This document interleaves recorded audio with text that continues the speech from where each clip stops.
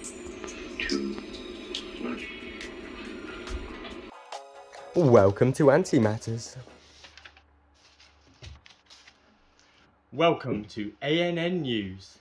This week we've got massive escapes, tons of new ants, a Tetramorium bicarinatum spotlight, and more. Stay tuned. We're back with the news desk this week. Much better. Let's get into the main highlights though. As always, this is just what I've trawled up. If you have anything special, message me so I definitely see it. I try my best, but things slip through. New section now though, Spotlight Channel.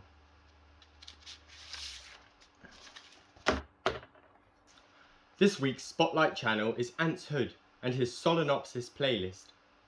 Expect a couple more videos to come in the playlist, but personally, the greatest book written in the world could not come close to the ups and downs of their care, documented so truthfully by Ant's Hood. In the beginning, they were okay, but by 3 months of age, they already needed expanding. From then, they seem to have grown at a phenomenal rate. Reaching a peak population of 20,000 before serious problems arose, I think he did really well. Ant's Hood was 100% prepared and ready for them, and even then, they eventually overwhelmed the Outworlds, escaping apparently sealed boxes. I think lasting a year with them though is very impressive. With these ants it's only a matter of time until they grow too big. Normally people freeze them, but unlike the norm, Ant's Hood has actually found a new home for the girls, so they're actually staying alive. Much to my distaste. It's almost a happy ending. I say almost because they completely destroyed a few colonies. Watching the live stream, it was hard not to shed a tear. Ant bodies lay everywhere in some setups. The residents in some cases lay still on the floor, surrounded by pile upon pile of Solenopsis bodies. I think that's what makes it so heartbreaking to see. Up until death, some of the ants were together as a family.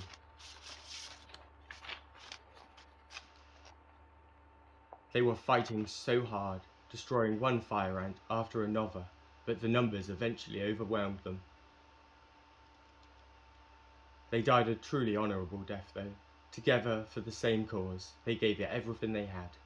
I really respect that, along with Hood's patience.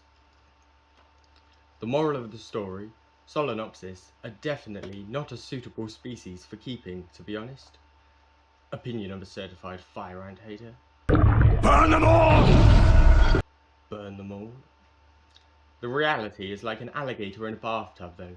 Eventually it will grow too big and rip your arm off. Still, it's been amazing seeing the reality of keeping fire ants. If you are still thinking of getting them, take note of how Hood handled problems.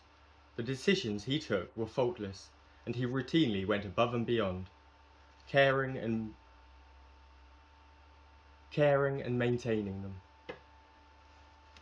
Thanks for a great trip though. Go check it out for yourself on Ant's Hood's channel, link in the descriptions. Time for a cheerier topic though, new ants. This week, the bulk of the new ants are from aesthetic ants. With at least 9 new species. I don't think I can read all the names because I'll just butcher them. But Cerabera diversa are there, massive colonies as well, with 200 to 500 workers, along with loads more. I reckon I'm going to check out the Cremagaster and Messer species on Aesthetic Ants page, because I've got a nest that's just sitting empty at the minute. There's also 2 new species over at antantics.co.uk as well. Formica cunicularia and Lasius emerginatus. Oh, that was butchered. Well worth checking out though. To go with all the new ants is this week's care guide. There's a new Nico care guide by Big Ross. Go check out his channel. Hopefully it helps some people with their colony of Nikos. Ant spotlight this week is Tetramorium bicarinatum. You may be aware I'm a fan of them, but they're unquestionably one exceedingly cool species. Known for their growth, I thought we could have a look at some other people's colonies today. Soren on Discord has a nice budding colony. They certainly look like Tetramorium bicarinatum. They were found in a stick a month and a half ago, an awesome find. Typically, they love eating their protein. Onto Midwest ants. His girls are in a tar heel labyrinth nest. They're filling a good chunk of the nest already. I expect it will be packed to the ceiling with brood within the month. Currently, they will hollow out 4 mealworms a day, and when I say hollow, I mean hollow. Every speck of meat and edible food inside of the exoskeleton is cleaned out. They're completely empty. He's currently had them for 8 days, and I reckon they will be a great addition to his colonies. And Oliver has also started keeping Tetramorium. His latest video really captures their looks and everything that makes them unique. It's a great video, so definitely 100% you've got to go check it out. And yeah, Tetramorium bicarinatum are beautiful ants, especially when Hollifer's behind the camera. I am really excited to watch them explode under Hollifer's care, because I know he can 100% make them boom. And yeah, he's going to have a lot of fun with these girls. B. Pullman 005 has been hot on the Tetramorium shorts this week as well. I love watching them, showing off their voracious appetite and brood production. He has had them for a couple weeks after winning the 400 sub giveaway on the channel. Congratulations again. Their joy in a little red jacket though. My girl's got an upgrade this week, but I'm going to make a video about that, and yeah, you have to wait for that.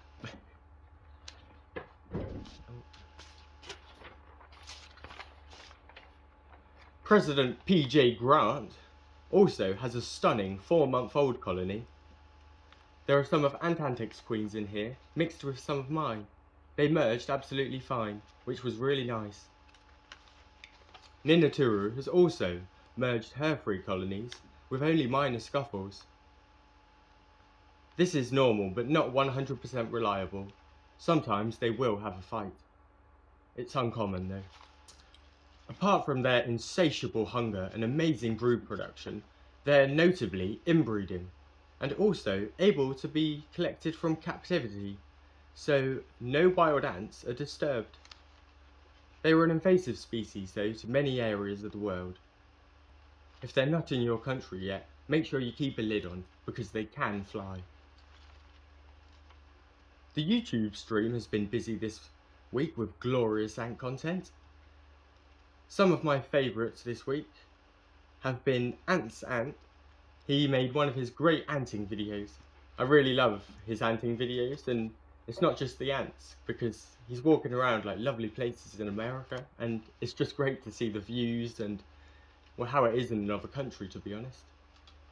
It includes snakes though, his latest video, and ants, and loads of lightning, things like that. It's a really good video. Go check it out on his channel. Over at Planet Ants, there's a lush video of his Cerabera diversa colony eating a locust. It's got really lovely footage, and I just thought I'd let everyone know. Aesthetic Ants has a new series as well that's honestly remarkable. 1-minute updates. In the space of 60 seconds, he covers so much. This week it's on his Fidole megacephala. I highly recommend checking it out though, because it's a great idea and he manages to cram so much information into 1 minute. And I really do feel like I learned something about his ants when I've watched it. Elijah's Exotics also has a great story this week about his leafcutter ants. They escaped while he was on holiday. Luckily, they all came back, I think, but there's been some unexpected side effects, you could say. I'm not going to spoil it, so go check out his video. Finally, over at Ants Oliver Extra, the latest podcast is out. There's actually 2 new ones this week. Basic Ants and Antboy UK joined Oliver in one of them for a full ant keeping beginner's guide. This one's quite long, but it's totally worth listening to. I'd recommend just putting it on while you're looking after your ants. It's great to have in the background, and they do cover some really great topics. The second is the Ant Pod, covering TikToks, shorts and reels, discussing how they fit into ant keeping content. I thought this was a really good video, and it was a very enthralling chat, so go and have a listen to that. I'm actually going to be on the Ant Pod soon, and I'm quite excited about that. There's plenty more great content out there though, just a click away. So make sure you check out everyone's channel and subscribe to all the ant channels you can, I'd recommend. A reminder as well, the Great Ant Exhibition is on the 27th of August. Head over to antsonorock.com for more information, and you can also get your tickets there for £15. But I'd highly recommend going. He's also released more information on the raffle, which you can take part in even if you're not at the Ant Exhibition.